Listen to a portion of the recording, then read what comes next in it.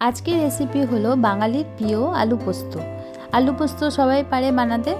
আমি যেভাবে আলু পোস্ত বানাই সেইভাবে আলু পোস্ত বানালে খেতে দারুণ লাগবে। এবার রেসিপিটা শুরু করা যাক। এখানে আলু পোস্ত বানানোর জন্য আমি আলু কেটে নিয়েছি, আলুগুলো কিউব আকারে কেটে নিয়েছি। আমি কড়াই বসিয়ে দিয়েছি, কড়াই গরম হয়ে গেছে। এখানে সর্ষের তেল দিয়ে দিচ্ছি। আলু পোস্তটা আমি সর্ষের তেল দিয়েই করছি। এবার আলুগুলো আমি দিয়ে দিচ্ছি। তো আলুগুলো একটু নাড়াচাড়া করে নিচ্ছি। গ্যাসটা আমি হাই ফ্লেমে করে দিয়েছি। এরপর আমি দিয়ে দিচ্ছি দুটো কুচানো পেঁয়াজ। এবার আলু আর পেঁয়াজ 2 মিনিট নাড়াচাড়া করে নেব। আলু আর পেঁয়াজ আমি হালকা লাল লাল করে ভেজে নেব। ততক্ষণে আমি পোস্তটা পেস্ট করে নিই। এখানে পোস্ত নিয়ে নিলাম আর 3টে কাঁচা লঙ্কা দিয়ে দিলাম। আপনারা চাইলে একটু বেশি ঝালও দিতে পারেন, আমি একটু অল্প ঝালই দিলাম। আর একটু জল দিয়ে পোস্তটা আমি পেস্ট করে নিচ্ছি।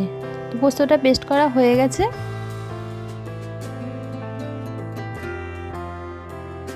এখন আমি দেখে নিচ্ছি আলুটা কতটা হয়েছে। আলু আর পেঁয়াজ হালকা লাল লাল ভাজা হয়ে গেছে। এবার আমি লবণটা দিয়ে দেবো। এখানে 1 চামচ লবণ দিয়ে দিলাম আর হাফ চামচের মতো কাশ্মীরি লঙ্কা গুঁড়ো দিয়ে দিচ্ছি আর 2টো কাঁচা লঙ্কা দিয়ে দিলাম।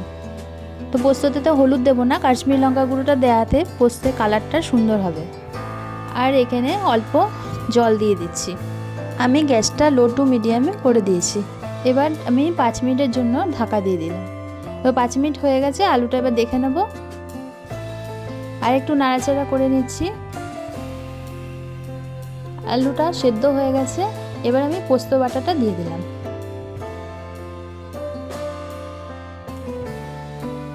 এবার ওই বাটি ধুয়ে একটু জল দিয়ে দিলাম। পোস্ত দিয়ে আলুটা ভালোভাবে নাড়াচাড়া করে নিচ্ছি।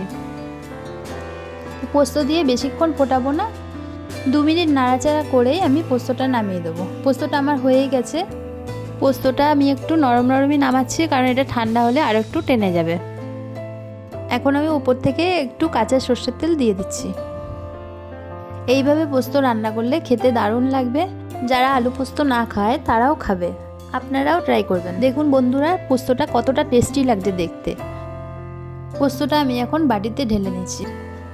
বন্ধুরা, আলু পোস্ত রান্নাটা যদি ভালো লাগে তাহলে ছোট্ট একটা লাইক দিয়ে দেবেন। আর যদি রেসিপিটা ভালো লাগে তাহলে কমেন্ট করে জানাবেন। আর আপনারা কেমনভাবে পোস্ত রান্না করেন সেটাও কমেন্ট করে জানাতে পারেন। তো আমার ভিডিওটা যদি ভালো লাগে প্লিজ সাবস্ক্রাইব করে দেবেন। আপনারা সুস্থ থাকুন, ভালো থাকুন। টাটা।